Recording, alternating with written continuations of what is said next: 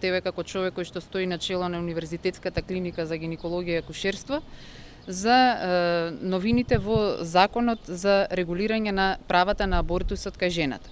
Значи можам слободно да кажам дека законот е еден од најлибералните закони во европските земји, па дури и полиберален од претходниот закон кој што е донесен 77-та година. Значи законот се донесува само од неминовната потреба да се изрегулираат одредени одредби во поглед на тоа на осамостувањето на Република Македонија, со оглед на тоа дека во стариот закон донесен во 77 година е донесен во време на СФР. Така да значи неминовно се наметна потребата да се законски изрегулираат некои одредби во врска со правото на жената за прекин на абортусот.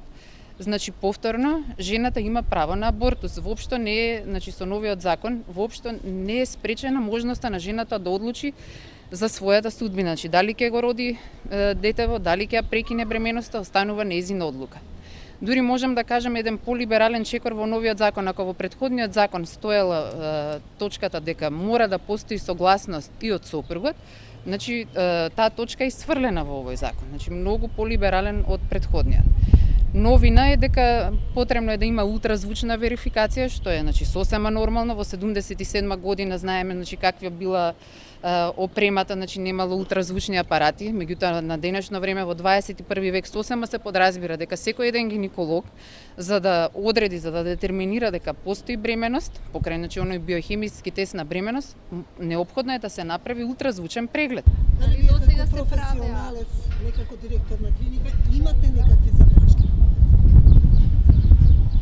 Со оглед на тоа дека законот значи е идентичен со претходниот, мислам дека е дури и за поздравување овој waiting time, затоа што сето тоа е во прилог на донесување на правилна одлука на пациентката. Значи има можност да размисли во овие 3 дена дали на вистина сака да ја прекине. Мислам секој се довел во ситуација да донесе неправилна одлука. Така да мислам дека ова е за поздравување. Не сметате дека жените тогаш ќе се упатуваат индиректно во приватни ординации каде што значи со законот е со законот е изрегулирано и тоа каде може да биде направена ваква интервенција, а се во интерес на здравјето на жената.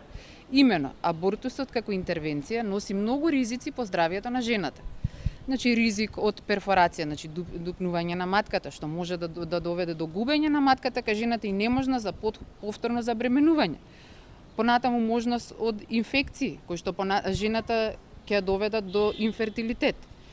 Друга компликација е можност за слепување на матката и исто, значи како последица од тоа слепување на матката неможност за забременување.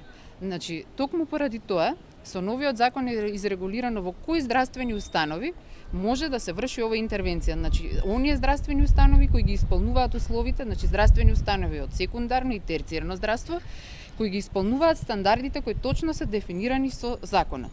Значи еви на наша разбравте прашањето, дали бирократските процедури сега, кои што се комисии, па уште една комисија која што ја формира министерството, ќе ги натерат жените легални? Значи комисија не формираме, нема нова комисија од страна. Комисија од министерството.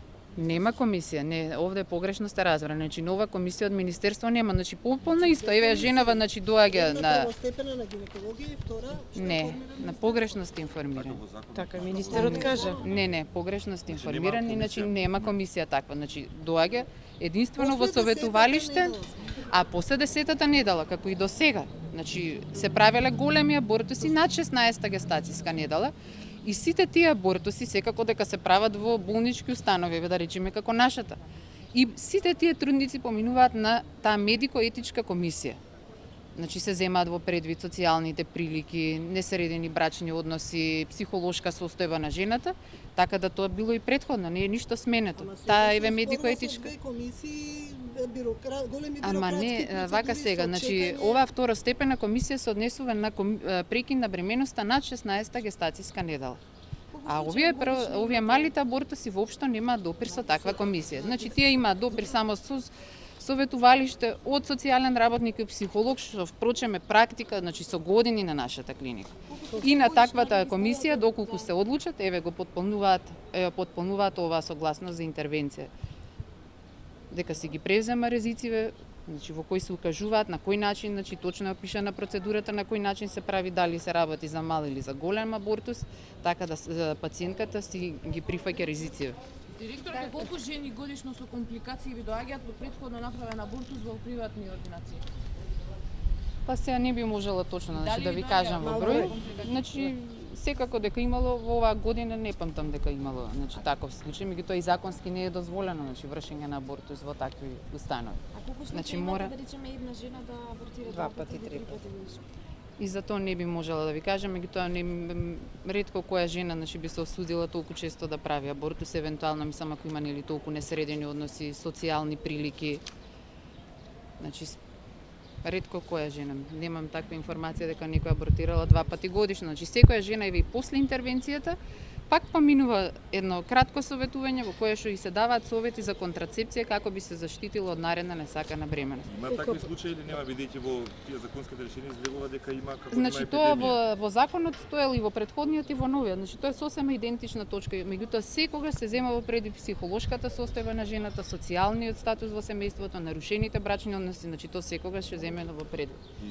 Така било и претходно, така ќе биде и во иднина. Бидејќи овој закон предизвика многу контроверзи, препирки и дискусии, зошто претходно не беше организирана јавна дебата за законот? Ја колку што знам, значи законот изработкава на законот бил во процедура неколку години уназад. Немаше јавни дебати, анализи, учество на здруженија. Така, Дали сигурно беа дека вклучени имало, да. во Сигурно, вашата да, цела? сигурно дека беа вклучени. Значи никој не би донел закон без да претходно биде разгледан. Така да стратегии за сексуално и репродуктивно здравје се работени уназад неколку години и учествувале високо едуцираните кадри од нашата клиника и начело со професор Сапунов, Јадранка Ѓоргиевска, така да секако дека биле Има ли вклучени. бројка колку абортуси годишно има во Македонија или на вашата клиника? Па во моментот можам да кажам на нашава клиника, мислам дека минатава година имало 270 абортуси. Во моментот 120-130, така некаде. Меѓутоа секако дека подобро е да се спречи нешто што е несакано, а веќе ако дошло, секако останува право на избор на жената.